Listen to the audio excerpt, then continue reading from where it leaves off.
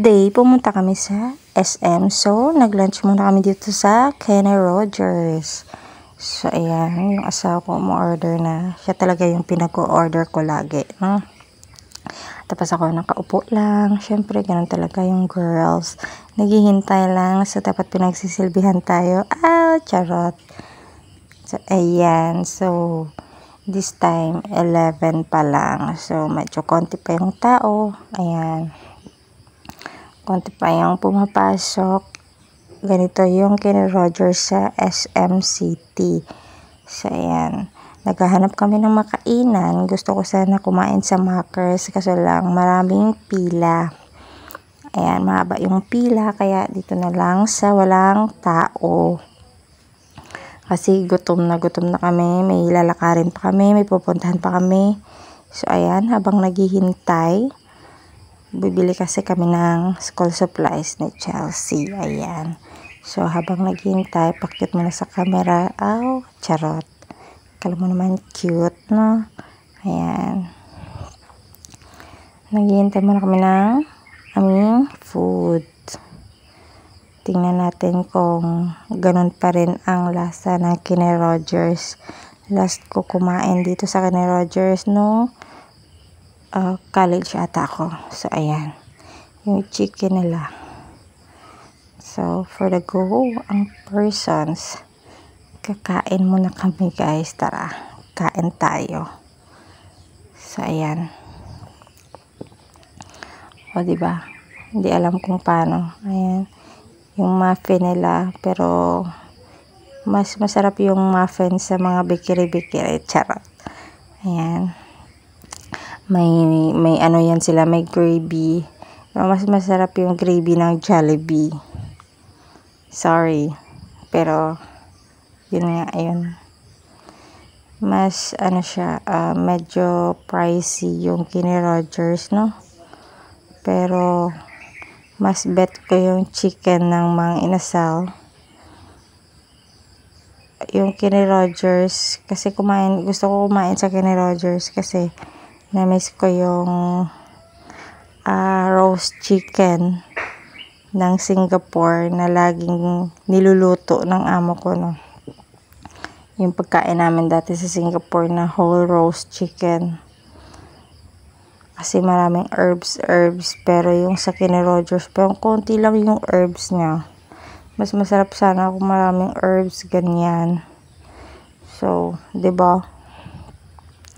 Medyo dumami-dami na yung ano niyan, yung tao. Kasi lunchtime na. Kanina pumasok kami is konti lang. So may time pa kanina mag ek sa camera, no? So ayan. Kumain kami kasi gutom na. Tsaka after nito, bibili kami ng mga school supplies.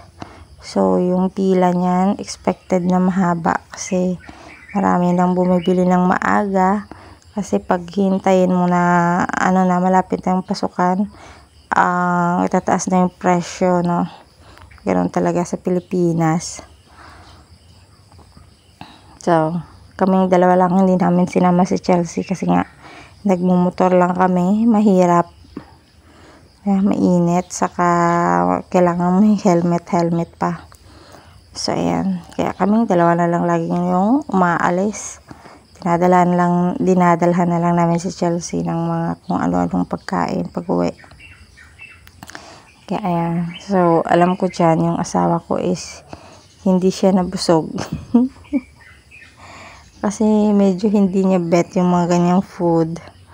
So, ayan. Struggling pa tayo sa pag-slice ng chicken. Kaya, ganyan. Diba? Yung macaroni niya, hindi niya type. Ako yung kumain. Diba? So, ayan. Pero hindi ko talaga type kumain sa mga ganito. Pero, tinry lang namin for a very long time, no? Nandiyan ka lang din naman sa SM, so subukan mo na. Marami namang, pagpipilian. Kaya lang, dyan kasi sa Kenny Rogers yung konti yung tao. Ayoko yung maraming tao. Ayoko yung maraming siksikan. Kasi gusto kong hawakan yung chicken, tsaka kagat-kagatin o ganyan. So, diba? Pang for the go tayo dyan. Lagi talaga kaming umaalis na dalawa. Pagkatapos ng store, mag-close sa hapon. Dumadaan kami sa mga kainan. So, nagti-take out na lang kami. Pero, I never post it. Kasi, ayokong, makita ng iba. Ha, charot. Sabi na, kaya. Ay, nako. Kaya, ayun lang. So, masarap yung, yung skin ng chicken. Pero yung, niya, yung laman, parang walang lasa. Nasa skin ng chicken yung lasa. Yung mga herbs niya, parang hindi siya pumasok sa loob. Pumasok sa loob. Ayan. So, sinashare ko pa yan sa asawa ko yung food ko kasi nga, medyo parang, di ko siya gusto. Diba? Yung rice nila, mabasa-basa pa.